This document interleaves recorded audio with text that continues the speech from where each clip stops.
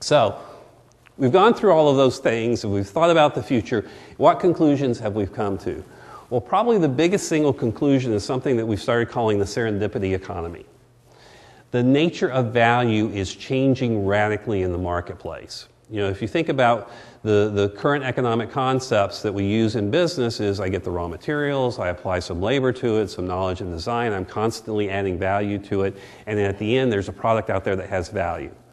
In the serendipity economy, that doesn't work anymore. The value is momentary. It exists only in the moment. It is when multiple people come together to do something, to use something. Value is transitory. It may be worth a fortune 1 second and worth nothing tomorrow. Kind of sounds like the stock market, doesn't it? In effect, that's what the economy in whole is moving to, both in products and services. You know, it used to be that you could go and say, okay, we're going to, you know, you sit down and you do your product plans, you say we're going to put this much into it, it's going to cost us this much to manufacture it, we can sell it for this much, therefore it's worth this. Not anymore. The value is totally in the eye of the beholder. We've moved from a financial model to an artistic model, if you will. Beauty is in the eye of the beholder. Now value is in the eye of the beholder. Value is not fixed and you can't forecast it. It's going to make life really interesting for those business plans, right? Hate to be a project manager anytime soon, okay?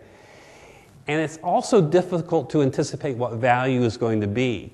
What all of this means is current models of management, current models of organization, current models of planning don't work anymore. Now, we're still years away from it, but you can see the beginnings of this start to happen. You can, you know, the concept of flash mobs is a good example of instantaneous value created, it's there, it happens, and it disappears, and it's never there again, okay?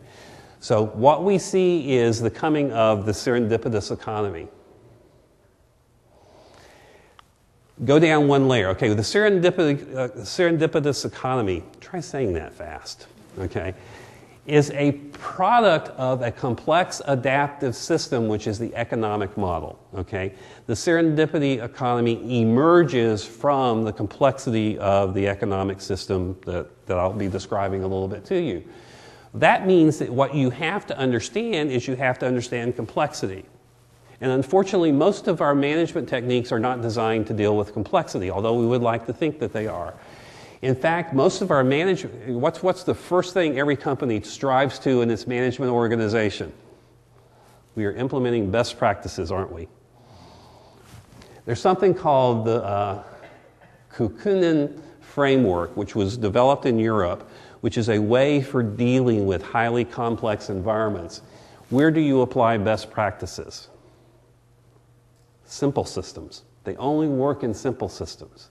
When you start thinking about the serendipity economy, what you're moving in is you're moving into what in the Kukkonen framework is called a complicated environment, where you spend time sensing and analyzing and then responding, as opposed to basically sensing, categorizing as a form of planning. This is this is that, and then acting. So you move into a more responsive mode. So rather than preparing a football team for a football engagement where you have your plans and your playlists and what you're going to do, you have to start preparing yourself like a martial artist. I don't know what he's going to do, so I'm going to basically enable myself to respond whatever happens. No, I've never taken martial arts. I just watched, Karate Kid. Okay.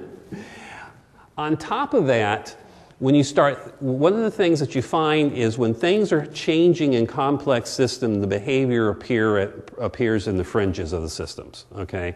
And what we're discovering is that you are looking at emergent behavior. And once you start dealing with emergent behavior, you've moved over into this complex realm in which you probe, sense, and then respond.